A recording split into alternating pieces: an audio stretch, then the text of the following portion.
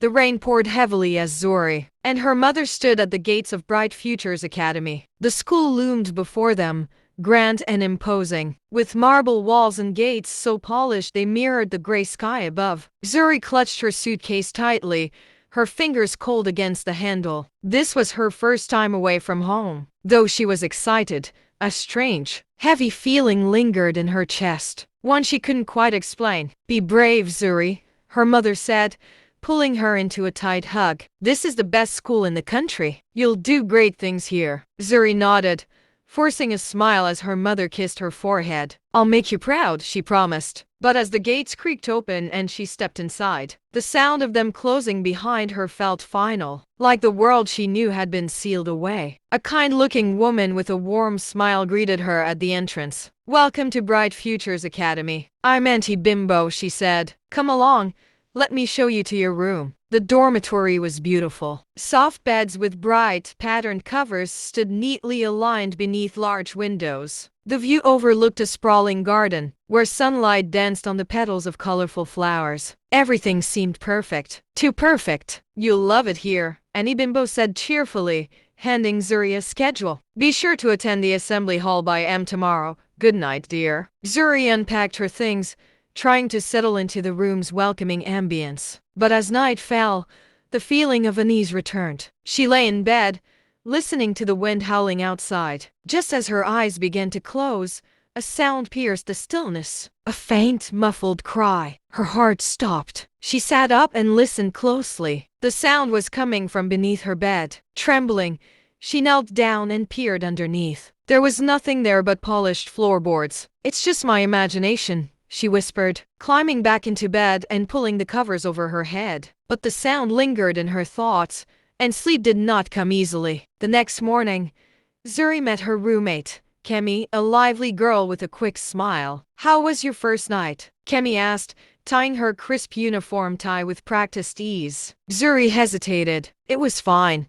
But, did you hear anything strange last night?" Kemi's smile faltered for a moment, but she quickly recovered. "Strange? Oh, you mean the noises? It's an old building. You'll get used to it," she said with a nervous laugh. But Zuri saw something in her eyes, fear. Kemi was hiding something. Classes were engaging, and Zuri quickly made new friends. Yet every night, the muffled cries returned. They were faint, as though coming from somewhere deep below the dormitory. One night, unable to ignore them any longer, Zuri decided to investigate. She waited until everyone was asleep, then crept out of bed with her flashlight in hand. The sound led her to a corner of the dormitory where the floor seemed uneven. Kneeling down, she pressed her ear to the ground. The cries were louder here. Her fingers traced the edges of the tiles until she found one that was loose. With effort, she pried it open, revealing a hidden trapdoor. Her hands trembled as she opened it,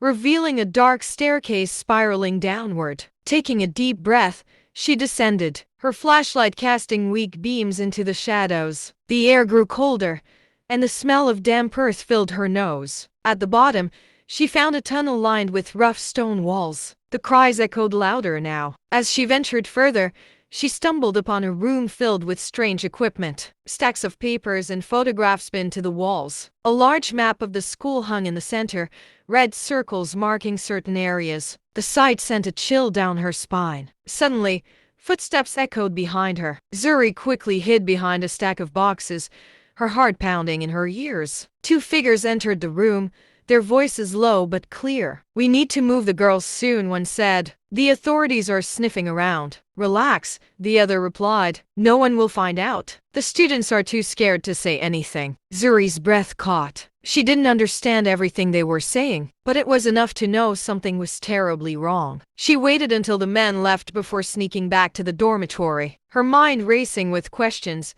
The next morning, Zuri confronted Kemi. "I know something's going on. I found a trapdoor under the dormitory. There are tunnels and a map, and I heard them talking about moving girls." Kemi's face went pale. She grabbed Zuri's arm and whispered, "You shouldn't have gone down there. If they find out, they'll come after you too." "Who are they?" Zuri asked. Kemi hesitated, her eyes darting around the room. "I don't know everything. But girls disappear here. Zuri, just stay out of it, please." But Zuri couldn't. She began watching the staff closely. Auntie Bimbo's sugary demeanor now seemed calculated, and the headmistress's piercing gaze sent shivers down her spine. One evening, she saw Auntie Bimbo sneaking out of the staff quarters with a large bag. Zuri followed her, heart pounding, and watched as she entered a hidden door behind the kitchen. Inside, Zuri found another staircase. The cries were louder here, accompanied by harsh voices shouting orders. She peeked around a corner and saw a room full of girls her age, their faces pale with fear. Auntie Bimbo handed a list to a man in a suit. "Everything's ready," she said. "The truck comes tomorrow night." Zuri's stomach churned. She had to act. That night, she begged Kemi to help her. Reluctantly, Kemi agreed. Together, they devised a plan to gather evidence and alert the authorities. Late that night, armed with a phone, they snuck into the tunnels and recorded everything: the trapped girls, the map, and the incriminating conversations. But as they tried to leave, an alarm blared. "Stop them!" Auntie Bimbo's voice rang out. Zuri and Kemi ran, dodging through the tunnels as footsteps thundered behind them. Just as the men closed in, they found an exit and slipped out into the night. The next morning, they handed the evidence to the police. By afternoon, Bright Futures Academy was swarming with officers. The hidden operation was uncovered, and the girls were rescued. Zuri's bravery made headlines, and her mother embraced her tightly when they reunited. "You're a hero," she said, tears streaming down her face. Though the experience left Zuri shaken, she knew she had done the right thing. She had given a voice to those who couldn't speak, and her courage had brought light to the darkness hidden beneath Bright Futures.